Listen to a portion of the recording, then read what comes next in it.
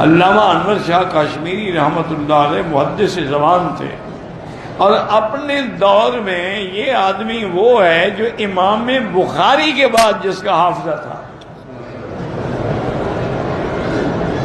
ایک دفعہ دارالعلوم دیوبند کے اساتذہ نے کہا کہ حضرت ایک کتاب ہے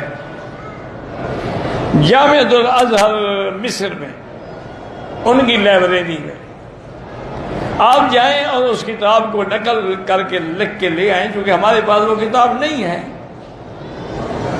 علامہ صاحب تشریف لے گئے، جب وہاں پہنچے تو جامع ازہر والوں نے کہا کہ حضرت ٹھیک ہے آپ سفر کر کے آئے ہیں، لیکن ہمارا بھی کچھ اصول ہے کہ ہم اپنی لائبریری میں پڑھنے کی اجازت ہے، مطالعے کی اجازت ہے، نقل کر کے لے جانے کی اجازت نہیں ہے۔ اگر آپ نقل کر کے لے جائیں گے تو ہماری ادارے میں کون آئے گا؟ پھر تو ہر جگہ یہ پہنچ جائے گی۔ تو اچھا بھائی کیا کریں، نے پڑھی اور پھر واپس آ گئے۔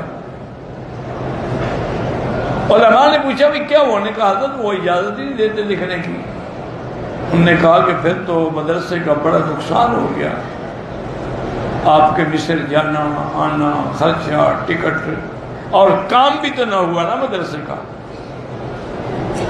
اب حل یہ ہے کہ آپ اپنی تنخواہ سے تھوڑا تھوڑا ادا کرتے ہیں۔ اچھا ٹھیک ہے، سوچیں گے۔ دوسرے دن حضرت نے وہ کتاب لکھ کے محترم دارالعلوم دیوبند کو پیش کی کہ حضرت یہ وہ کتاب ہے، اب آپ اس کو بھیج کے مصر کی کتاب سے مقابلہ کروا دیں۔ وہ کتاب مصر بھیجی گئی، ان نے جب مقابلہ کیا تو ایک حرف بھی غلط نہیں تھا۔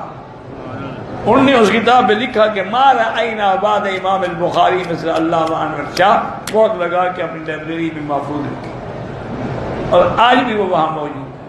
وہ تو وہ لوگ تھے جن کو اللہ نے قرآن و حدیث کے لیے اتنا حفظ عطا فرمایا تھا، اتنا مقام عطا فرمایا تھا۔ بڑے لوگ تھے جی، بس دعا یہ کریں اللہ ان کی قبروں پہ کروڑوں رحمتیں کرے، اور اللہ ہمیں ان کے نقش قدم پہ چلانے کی توفیق عطا فرمائے، اور ہم جو ایک نقل بنا کے بیٹھے اس کو اللہ اصل کا رنگ عطا فرمائے۔ تو بزرگوں کے کہنے میں اب دیکھیں نا، ایک بات جو حضور نے فرمائی ہے وہ جو برکت ہے وہ کسی اور کی بات میں تو نہیں ہو سکتی۔ کہتے ہیں کہ جی ہاں والوں کا کون سا مذہب ہے؟ مسلمان ہیں جناب، تمہیں کیا تکلیف ہوگی ان کا مذہب ڈھونڈنے کی؟ تمہارا اپنا مذہب کیا ہے پہلے وہ لکھو۔ یہ کیا بات ہے؟